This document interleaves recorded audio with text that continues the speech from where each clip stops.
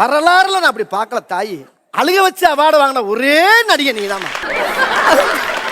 பூஞ்சிட்டு கண்ணங்கள் பொன்மணி தீபத்தில் பால் பொங்கல் பொங்குது பன்னீரிலே.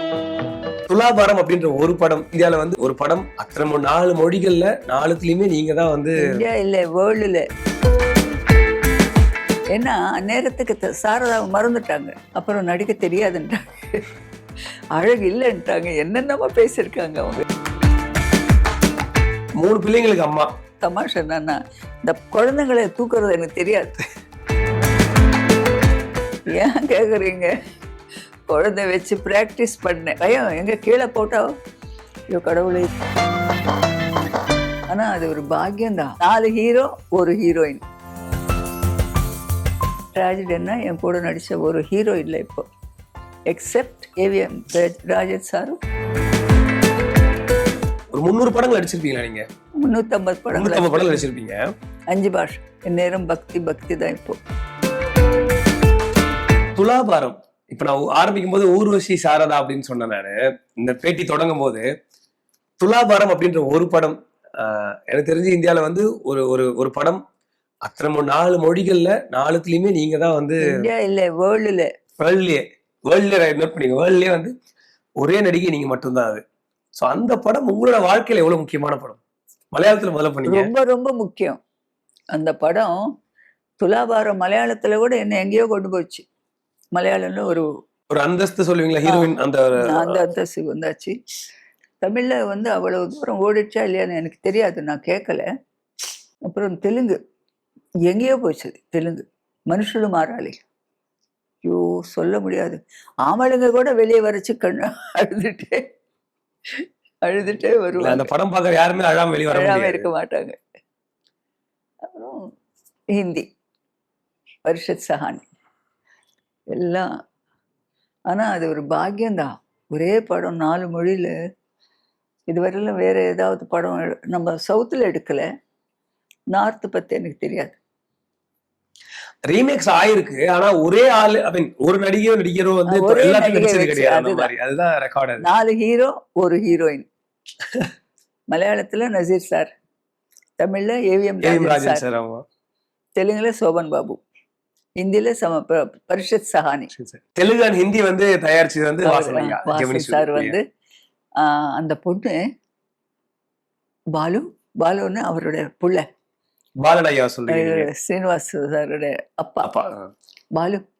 அந்த பொண்ணு மாத்திரம் நீ வந்து உனக்கு கதை எப்படி வேணுமானாலும் நீ மாத்திக்க, என்ன வேணுமானாலும் சரி, நான் தலையிட மாட்டேன். ஆனா அந்த மலையாளத்து பொண்ணை கூட்டின்னு வந்து தெலுங்கு கற்று கொடுத்துட்டு நடிக்க வைக்க சொன்னாங்க. அங்க இருக்கிற நம்ம டைரக்டர் இல்ல அவங்க தெலுங்கு தெரியும், தெலுங்கு ஆளுங்கன்னு. ஓ அப்ப என்ன ப்ராப்ளமே இல்லையே போடு அப்படின்னு சொல்லி அந்த மாதிரி வாசன் சார் தான் ஒரு டேர்னிங் பாயிண்ட் லைஃப்ல. அது பெரிய ஹெல்ப், சின்ன ஹெல்ப் இல்லை. என்னைக்கும் நான் மறக்க முடியாது. அந்த காலகட்டம்ல நீங்க தெலுங்குல அவ்வளவு படங்கள் பண்ணலையோ? துலாபாரம் வந்து திருப்பி உங்களை ஒரு செகண்ட் இன்னிங்ஸ் நீங்க தொடர்ந்து நடிச்சுட்டே இருந்தீங்க. நிறைய படங்கள் தெலுங்குல நீங்க 70கள் 80கள் நிறைய படங்கள் நடிச்சீங்க. அதுக்கு ஒரு தொடக்க புள்ளின்னு சொல்லலாமா துலாபாரம் தெலுங்குல பண்ணது? தெலுங்குல அந்த மனுஷன் மாறாள் இல்லைன்னா நான் இல்லை. ஏன்னா நேரத்துக்கு சாரதாவை மறந்துட்டாங்க. கொஞ்சம் சின்ன சின்ன கேரக்டர்ஸ் சொன்ன காமெடி, பிகினிங்ல காமெடியாக தான் இது பண்ணாங்க. அப்புறம் நடிக்க தெரியாதுன்றாங்க, அழகு இல்லைன்ட்டாங்க, என்னென்னமோ பேசியிருக்காங்க அவங்க. 3 முறை தேசிய விருது வாங்கின நடிகையை பார்த்து நடிக்க இல்ல அப்போ முன்னாடி சொல்றேன். இல்ல புரியுது சொல்றேன். அதுக்கப்புறம் இந்த மனுஷல் மாறாளி வந்ததும் என்னடா நம்ம பக்கத்து வீட்டு தானே தெனாலியில, அவங்க பக்கத்து வீடா இருந்தது, இப்படி பேச ஆரம்பிச்சுட்டாங்க. அதனால தெலுங்குல சொல்ல நாக்கு கிலோ நரம் இருக்காது, எப்படி வேணும்னாலும் பேசுவா. அப்படி உங்களுக்கு அந்த படம் பண்ணும்போது என்ன வயது? ஒரு 22 23 வயசு இருந்திருக்குமா? 22 இயர்ஸ் மலையாளம். என்ன எதனால கேட்டா வந்து 3 பிள்ளைங்களுக்கு அம்மா. 3 பிள்ளைங்க. அது இன்னொரு தமாஷா என்னன்னா இந்த குழந்தைங்களை தூக்குறது எனக்கு தெரியாது. ஏன் கேக்குறீங்க? குழந்தை வச்சு ப்ராக்டிஸ் பண்ணேன். பயம் எங்க கீழே போட்டா ஐயோ கடவுளை, இது என்ன பெரிய பரீட்சை இப்போ மலையாளத்துல இதெல்லாம் எடுத்து மொல்லமாக அவங்கள கொஞ்சம் கிட்ட இருங்க கொஞ்சம் சொல்லி மொல்லமாக ப்ராக்டிஸ் பண்ணிட்டேன். அப்படி பண்ணதுதான் அது. அப்புறம் ப்ளவுஸ் எல்லாம் அழுக்கான ப்ளவுசஸ்னா மலையாளத்தில் ரொம்ப நேச்சுரலாக இருக்கணும். அப்போல்லாம் கொஞ்சம் இப்போ சேஞ்ச் ஆச்சு. அப்போது ரொம்ப நேச்சுரலாக இருக்கணும். அந்த மாதிரி அதுவும் வின்சென்ட் மாஸ்டர், வின்சென்ட் சார் அவர் பெரிய கேமராமேன், அப்புறம் பெரிய டைரக்டர். அவரோட டைரக்ஷனில் கிட்டத்தட்ட 7 படங்களை நம்ம நான் நடிச்சிருக்கேன். அத்தனையும் சூப்பர். நதின்னு ஒரு படம் நடித்தேன்.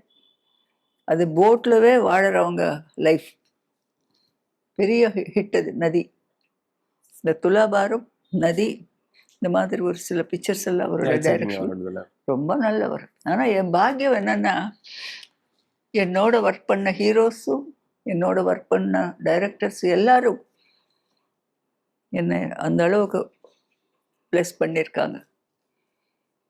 ஆனால் ட்ராஜடின்னா என் கூட நடித்த ஒரு ஹீரோ இல்லை இப்போ, எக்ஸெப்ட் ஏவிஎம் ராஜன் சாரும் பின்ன மது சார் மலையாளத்தில். அவருக்கு இப்போ 92 நம்ம வயசாகுதா. அந்த படத்தோட இறுதி காட்சி துலாபாரம்ல 3 பசங்களுக்கும் விஷம் வச்சு சாப்பாடுல கலந்து கொடுக்குறாங்க, நீங்க படிச்சிருவீங்க. உங்களுக்கு அந்த காட்சி நடிக்கும் போது உங்களுக்கு எப்படி இருந்துச்சு? கஷ்டமா தான் இருக்கும். ஆனா நடிக்கிறச்சு மாத்திரம் கட்டுன்னு சொல்லுவாங்க இல்லையா டைரக்டர், உடனே இங்க வந்து ஏதோ ஜோக்ஸ் ஏதோ பேசிட்டே இருப்பேன். அப்படியே மாறிட முடியுமா? ஐயோ ஏன் சொல்றீங்க, எனக்கு எப்பவுமே ஏதாவது ஜோக். அதுதான் எனக்கு முதல்ல இருந்த ஒரு பழக்கம், சிரிச்சுட்டே இருக்கணும்.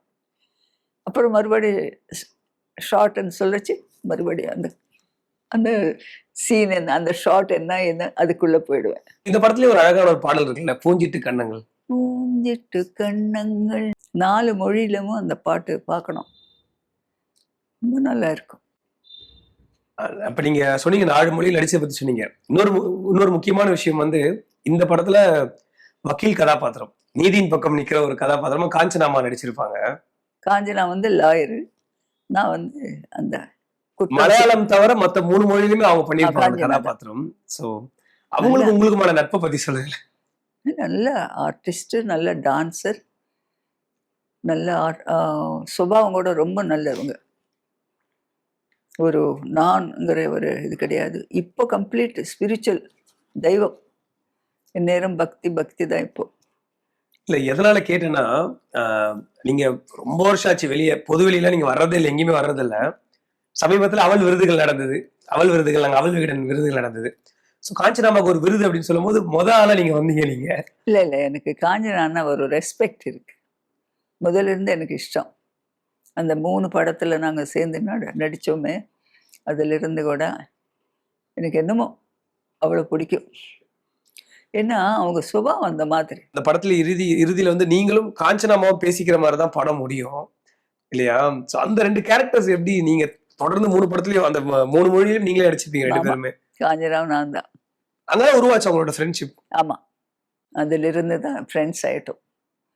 ராஜஸ்ரீ நானும் நடிக்காவிட்டாலும் கூட இந்த நல்ல ரொம்ப ரொம்ப நல்ல மனசு இவங்க எல்லாரும்.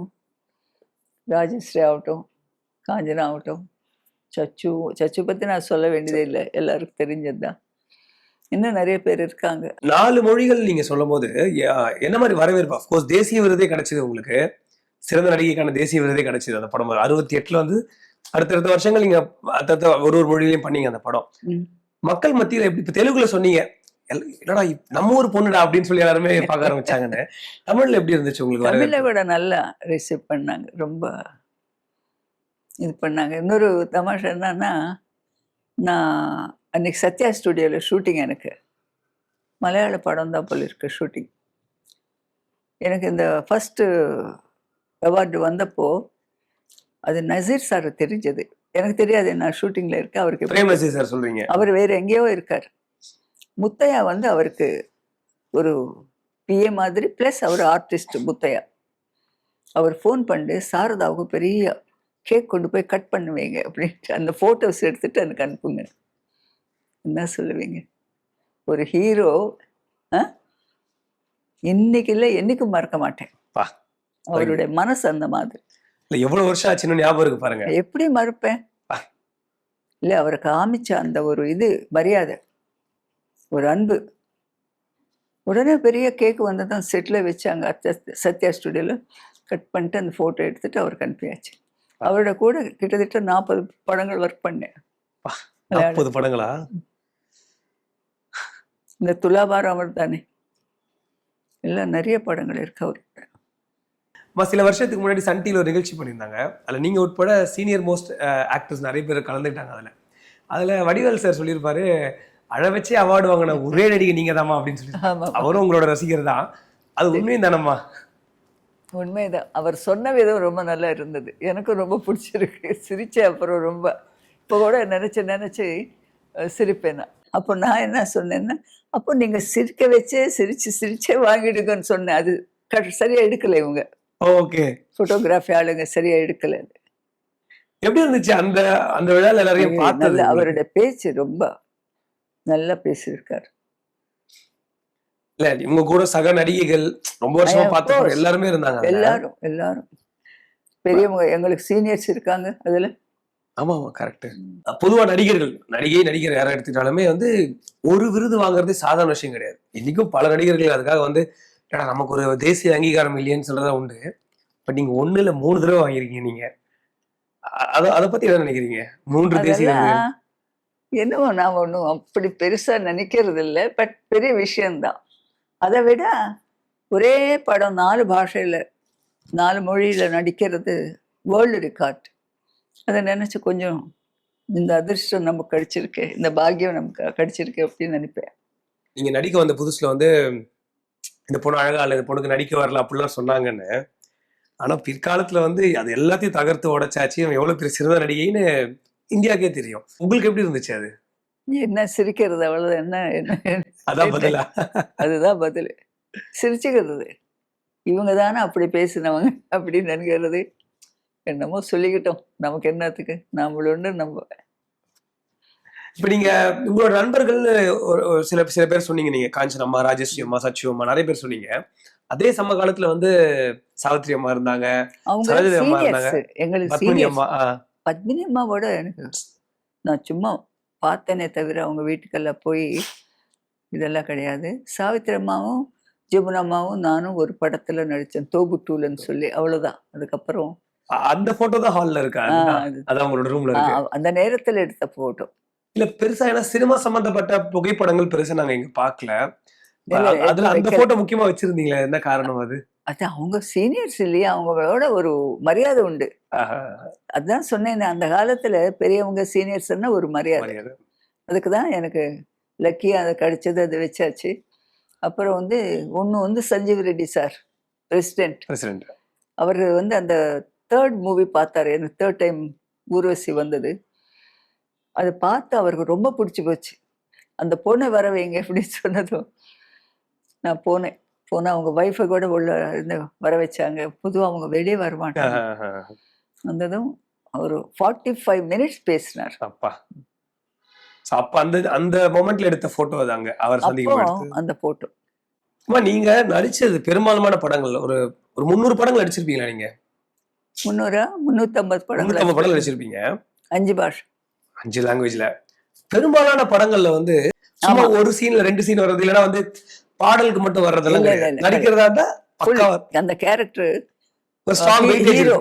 ஈவன் கேரக்டர் ஆர்டிஸ்ட் ஆன பிறகு கூட ஹீரோக்கு சமமா இருக்கும் கேரக்டர். அப்படிதான் அவங்களே செலக்ட் பண்ணுவாங்க. நான் அப்படிதான் வேணும் நான் கேட்க மாட்டேன். அவங்க என்கிட்ட வரச்ச முதல்ல அந்த மாதிரி இருந்தாதான் வருவாங்க. துலாபாரம் தான் அதுக்கெல்லாம் வந்து ஒரு அடித்தளம்.